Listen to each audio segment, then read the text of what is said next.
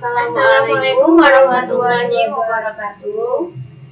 Terima kasih kepada Bu Bendra selaku dosen statistik kami atas kesempatannya yang telah diberikan kepada kami untuk melakukan presentasi kali ini. Perkenalkan, kami dari kelompok 2. Nama saya Pujiana Astuti, NIM 101-2043, kelas TIP 20B, dan teman saya Rizky Fitriani, NIM 101-2042, kelas TIP 20B. Kami akan melakukan presentasi tentang uji statistik menggunakan SPSS dengan pengujian validitas, reliabilitas, dan normalitas. Dan langsung saja yang pertama tentang pengujian validitas akan disampaikan oleh Rizky Fitriani.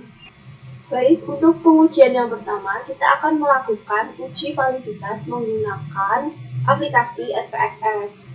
Nah, uji validitas itu digunakan untuk menguji apakah data tersebut valid atau tidak. Pada pengujian kali ini, kita menggunakan sampel data dari hasil sampel kuesioner dengan 35 responden dan 40 item pertanyaan. Nah, syarat untuk sebuah data dinyatakan valid yaitu jika R hitungnya lebih besar dari R tabel, maka data tersebut dinyatakan valid. Namun, jika R hitungnya lebih kecil dari R tabel, maka data tersebut dinyatakan tidak valid. Nah, untuk R hitung sendiri pada pengujian validitas menggunakan SPSS ini nantinya akan ditunjukkan oleh angka dari Pearson correlation. Sedangkan untuk R tabelnya kita peroleh dari tabel dengan nilai N 35 karena kita memiliki responden dari 35 orang. Nah, nilai R tabelnya yaitu 0,334. Nah, sebelum kita melakukan pengujian untuk uji validitas, sebelumnya kita buka dulu aplikasi SPSS-nya. Kemudian kita klik pada variabel view. Setelah itu kita tuliskan variabel yang akan kita ujikan. Kita tadi akan menguji variabel dari hasil kuesioner dengan 40 pertanyaan. 40 pertanyaan itu merupakan item yang akan kita uji nantinya. Kita tuliskan pada kolom nama dengan A1, A2, A3, dan seterusnya hingga 40. Setelah itu yang terakhir kita akan tuliskan totalnya.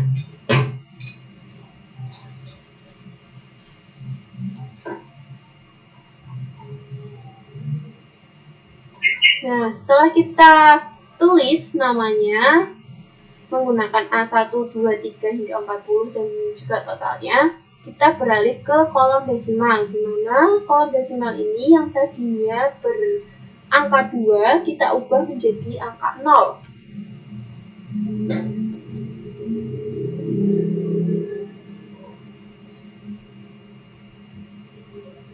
Setelah semuanya diganti menggunakan angka 0, kita akan beralih ke kolom label. Kolom label ini digunakan untuk melabeli nama dari tiap-tiap item. Seperti pada contoh kali ini, saya menamainya dengan soal 1, 2, 3, hingga 40, dan juga terakhir total. Kita percepat ya. Nah, setelah pada kolom label selesai kita buat, selesai kita tulis, kita akan beralih ke kolom measure. Kita kembali dulu ke atas. Nah, setelah itu pada kolom measure yang tadinya unknown kita ubah menjadi scale.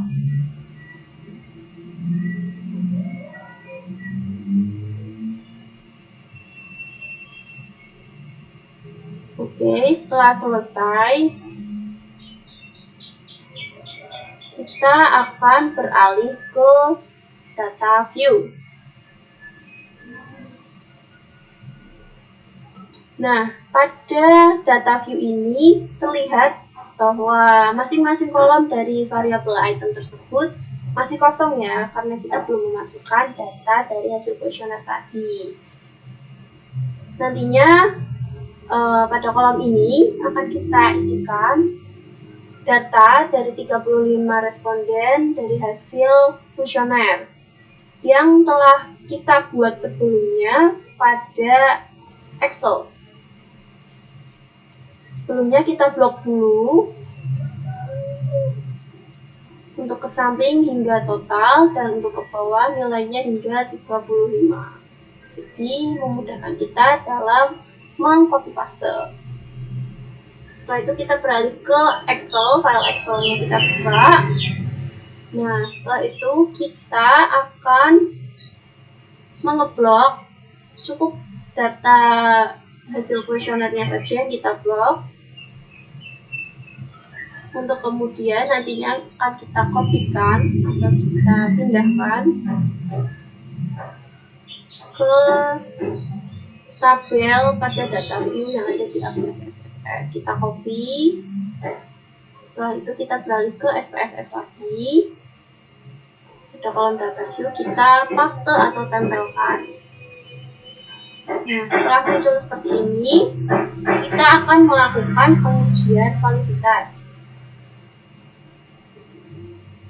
Langkah pertama yaitu kita pilih Analyze pada bar toolbar.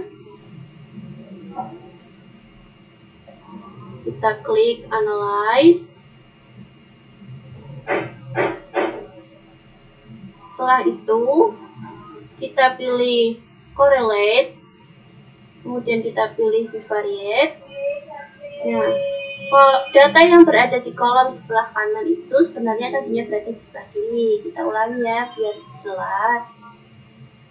Nah, sebelumnya data itu berada di kolom sebelah kiri. Kita akan pindahkan ke sebelah kanan.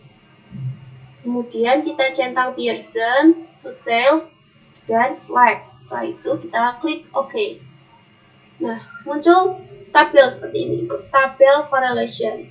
Di mana dalam tabel ini terdapat Pearson correlation, signification, dan N dari masing-masing variabel yang kita ujikan. Di sini kita akan membandingkan nilai Pearson correlation atau R hitung dengan R tabel yang telah saya sebutkan sebelumnya, yaitu 35 responden, yang artinya R tabelnya bernilai 0,334. Kita akan membandingkannya dengan nilai Pearson correlation yang berada di kolom total.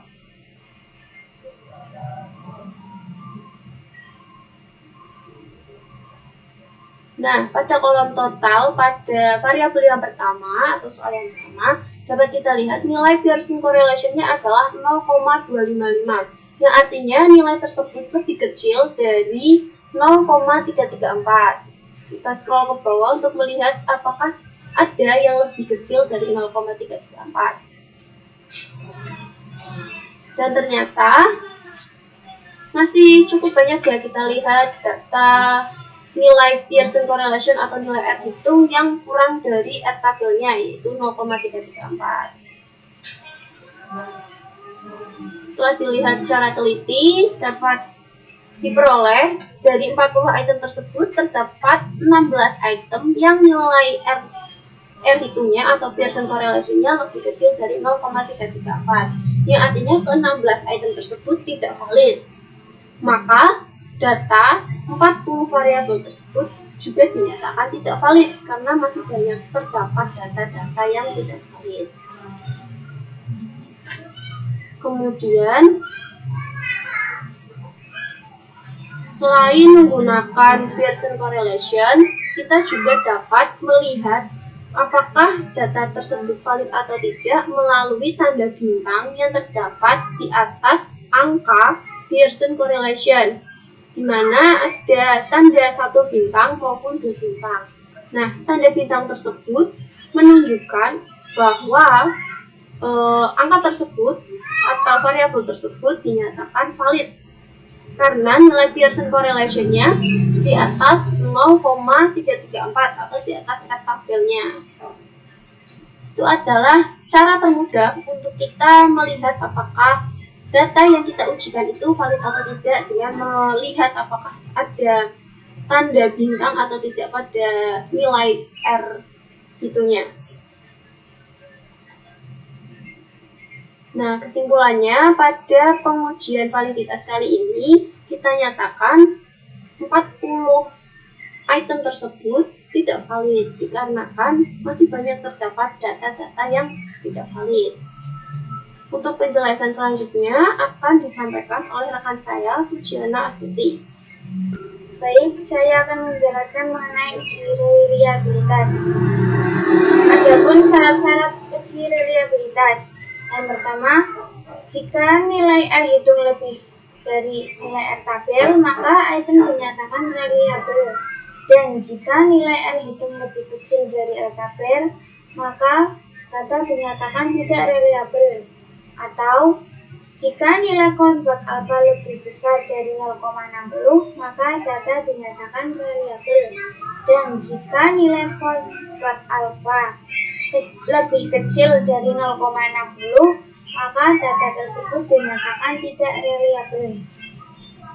Dari data yang telah kita uji validitasnya, kita bisa lakukan uji reliabilitasnya langsung.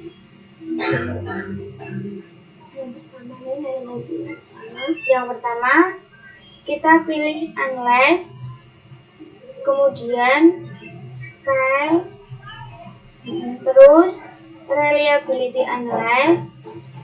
Setelah itu, data yang muncul pada box sebelah kiri akan kita pindahkan ke sebelah kanan, kecuali untuk variabel total. Setelah itu kita atur bagian statistiknya dan kita mengeklik statistiknya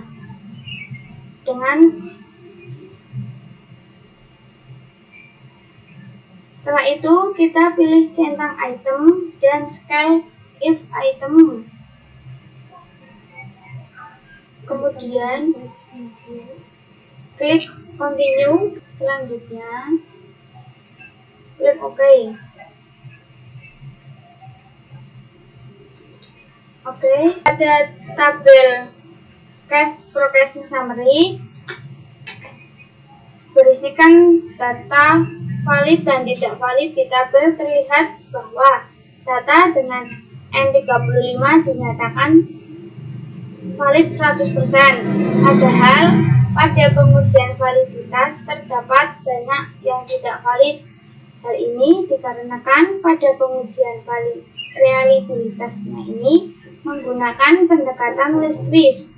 Dalam pendekatan tersebut akan menghilangkan data yang tidak valid secara otomatis dengan sistem SPSS.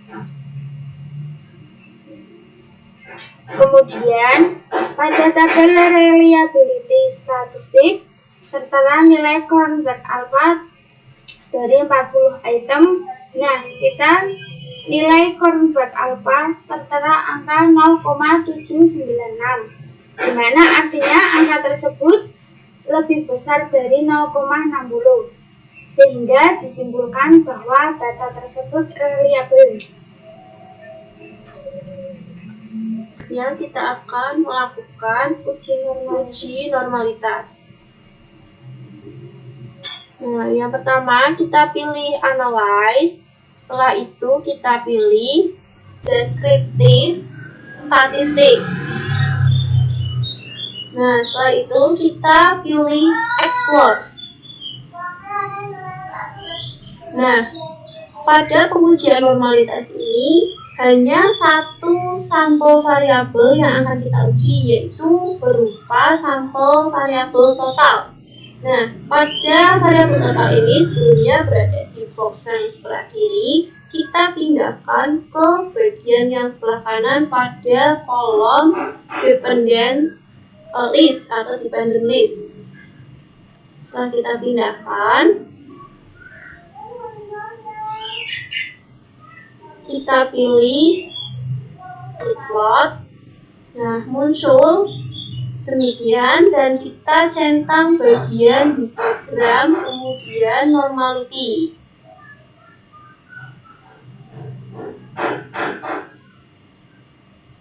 Nah, setelah itu kita klik continue, kemudian kita klik OK. Nah, kita tunggu setelah muncul hasilnya. Setelah itu